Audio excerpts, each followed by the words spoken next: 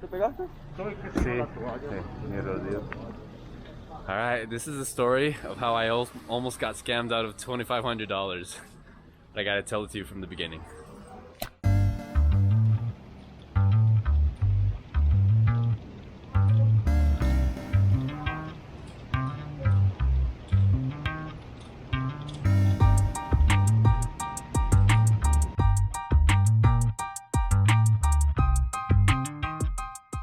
Alright, so I found a couple of apartments online and I went to go check it out. One of the companies was represented by this real estate company called Propiedades y Proyectos Inmobiliaria. All of the Colombian real estate companies look the same, bro, I swear to God. Like, they all have the same stuff in their name, all the logos look the same. So I initially go to see 2 apartments, but I end up being able to see 3 different ones. With this agency, and I found one that I really liked. So when I said, okay, this is the one that I want, they told me, all right, all you gotta do is come to the office now, and when we're in the office, you can fill out the paperwork and we're all good to go. So he takes me back to his office in Poblado. I meet the actual real estate agent who's gonna help me with my paperwork, and I go in and I ask them, okay, I'm a foreigner, I don't have a cosigner, so what could I do? And he presents me with 2 different options. He says, you can pay a 3-month deposit and then pay monthly, or you can pay 6 months in advance with a 1-month deposit, and then you just pay for your 6 months there. You just have to let them know 3 months before you leave that you're going to cancel. It's getting hot. So I fill out the contract and I sign everything, and it's good and it feels legit because I film most of it and they're totally cool with it. I can understand most of what they're saying, but the guy was just talking super fast, and when people wear masks, the Spanish becomes hard to understand, but I pretty much understood what he was trying to tell me, so everything seemed legit, it was all good. So slowly throughout the week, I began withdrawing as much money as I can and then depositing it into this Bank Colombia account. I had to jump through 5 bajillion hoops because we still had the Pico y Cedula, which meant you're only allowed to go out on certain days. So I wasn't able to go to like a Western Union or a big bank like that. I just had to withdraw as much money as I could from the ATMs every single day. So I finally have enough money by the end of the week, and then I was just such in a rush because I didn't feel safe in my current apartment with all my problems with my roommate, which you guys will see in another video. So we get everything squared away, and I was so intent on leaving because I didn't feel safe at the house, so I just wanted to get out of there as soon as I could.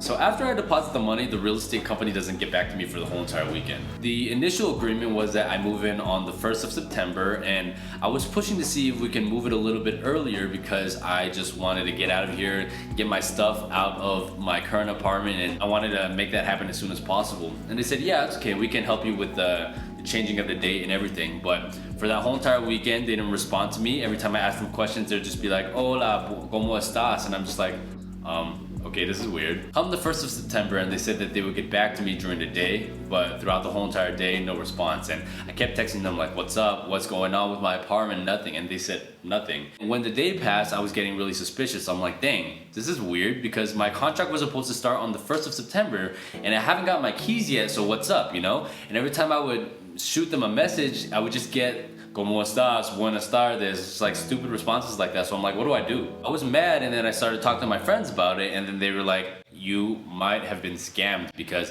one of my friends told me that normally when there's a transfer of money, you need to sign in front of like a notary, and I didn't do that when I signed the contract. So I was like, fuck, are you kidding me? There's no way. I was so stressed at that point because I was like, dude, I just escaped one thing, you know, I'm still dealing with my roommate issue, but now I possibly may have been scammed for $2,400. Like, what the fuck are you talking?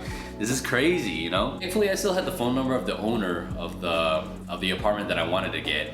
And my friends and I would decide to call her to see what was up. When we approach her, we tell her, you know, this is everything that's going on in the contract, you know, why don't we have the apartment yet? And she says, oh, I don't know what you're talking about. This apartment is represented by a different agency, so we haven't received anything, we haven't received any money yet, we haven't received nothing. And I was just like, no freaking way, man. So what did I put an offer on? Where did my money go? This is when the scary thoughts started going through my head and I didn't know what to do. Shit, did I lose my money? You know, what is going to happen? What did I do? You know, like, why was I so stupid? Why? All these thoughts were just going through my head. So because I thought I was scammed, my friends recommended me that I report it to the police.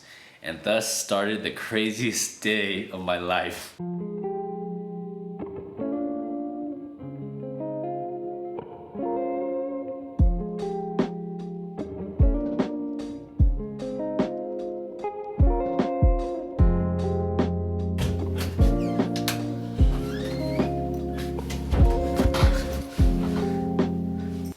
Today was the craziest fucking day of my life, bro. In the morning, we woke up at 7 o'clock to go down to, I think it's called a Fiscalaria. It's essentially like where you can meet with an assessor that talks to you about your problems, and then you can write up like a report or like a little warrant or something, denuncia. I don't know how to say it in English, but probably like a warrant saying what your problem is and how you can fix it. And at first, when we told them what the issue was, they didn't let us in.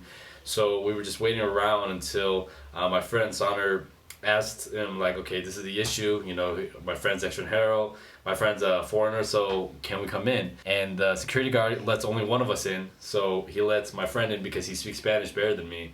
So my friend is explaining my story to the assessor, and the assessor is like, yeah, why doesn't your friend come here too? Because I can understand and I can speak a little bit of Spanish, you know, it's not perfect, but at least I can hear the story, and if there's something that's different or wrong, then I can correct it. And they told us to go online to fill out this form. If you fill out the form, it's automatic, so you should get a response right away, and you should be able to print like a warrant or a noticia. So we come home, we try to figure it out, but because I have a passport, it doesn't work.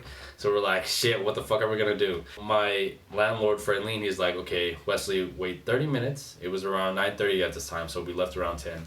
He's like, just take a break, relax a little bit. In 30 minutes, we're gonna go to the embassy. We hop on his boat, and we go to where we think the embassy is, but it turns out it's closed. So we go exactly back to where we were the first time. We walk, and then the assessor comes throughout the line asking what the problem is. So it comes to us, and he says, okay, if you have a problem, and Ferlin, he explains the problem to the assessor, and the assessor's like, oh, if you just go online and you do this. Ferlin's like, no, we tried that, and you told us, but it didn't work, so that's why we're back here.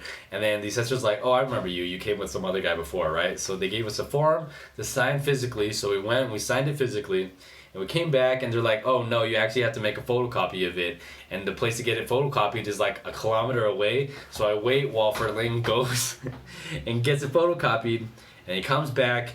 We deliver it, and he's able to get a notice from the police, approved and everything. So supposedly, if we show this to a bank, they're supposed to help us freeze the account that the money's being transferred to, so we can go pick it up. We arrive just at 12, and the bank closes at 12, and they open at 2. So we're like, wow, that fucking sucks. Ferlin called his friend, and he said, oh, there's actually another Bank Colombia a little bit away. We just gotta ride there on moto, and it should be open right now. So we go, we arrive. Turns out they're under construction, so they're not open. So we turn around, we're like, okay, what the heck is next? So we come back, and we have to wait till 2 o'clock. We have no other choice. At 2, we go, we make photocopies of all the contracts and stuff, and then we go to the bank to see if we can tell them our story.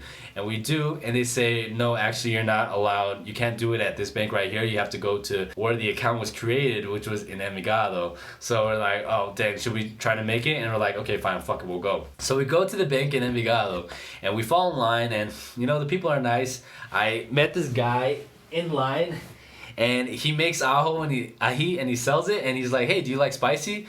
And I'm like, yeah, I like spicy. And he gave me this salsa for free. And I'm like, dude, that's so nice, thank you. We're waiting in line, and we meet with the director, and we tell her our story.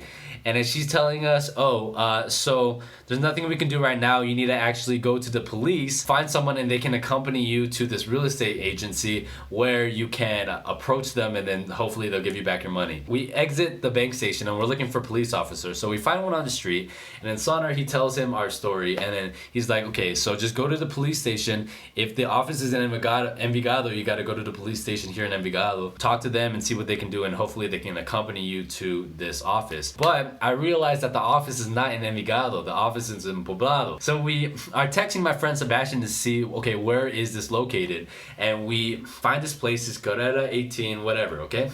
So we take this taxi. He takes us all the way to Poblado, and he takes us to like 3 different malls, different than like the actual direction, because he kept saying, oh, I know where it is, this is where 18 South is, it should be here. So he put it on the GPS, and it was saying it was on the other side of the city. The GPS is saying one thing, but he's like, no, that's not right, you're supposed to turn left here. And we're like, bro, just follow the fucking directions. It's pretty late at this point, and it turns out that they're actually not working today. Because it was pretty late, I told my friend Saunders, like, hey, you should approach them and ask them if you can get a number or something. And I'm not going to be there, but if you approach them, then it'll probably be better. So Sonner approaches him and he finally gets the phone number of the receptionist of the real estate office.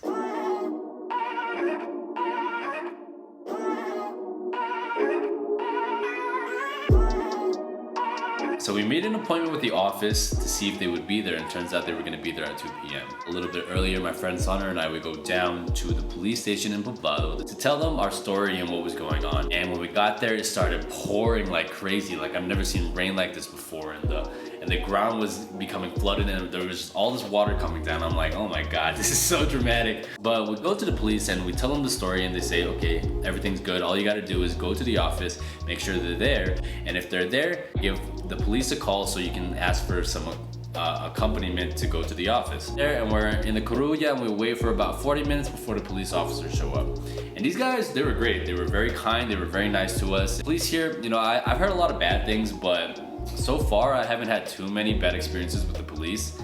They haven't, you know, acted in my favor, but they weren't like corrupt. So we go to the office with the police officers. We knock on the door, and then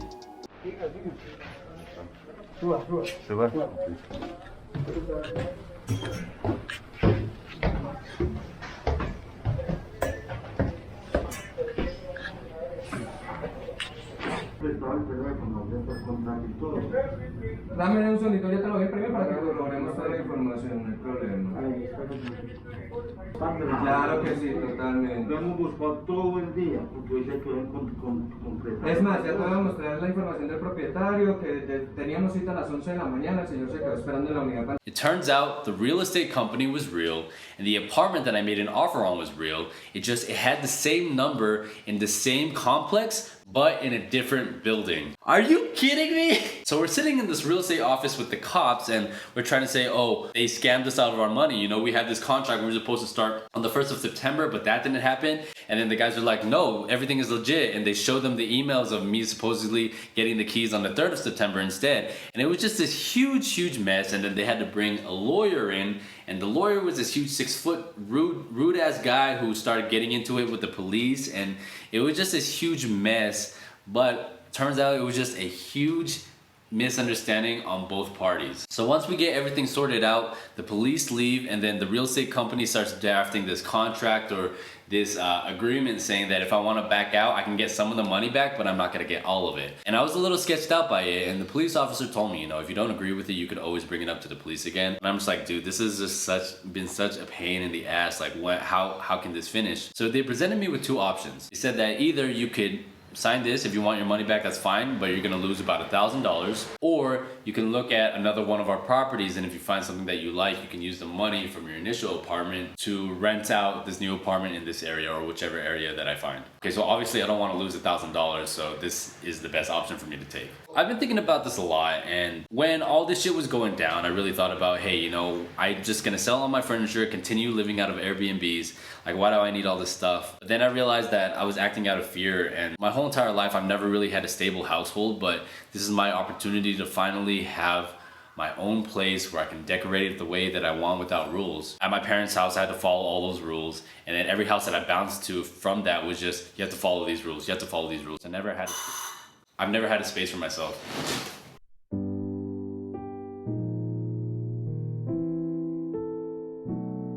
The whole entire day of adventure just to get to here. It's crazy, bro. So afterwards, we celebrated and I took him out for a dinner for helping me, you know, and he didn't want me to pay for his dinner, but it's the right thing to do. I got cheated for pretty much like $2,100, you know, and I believe I'm gonna get it back.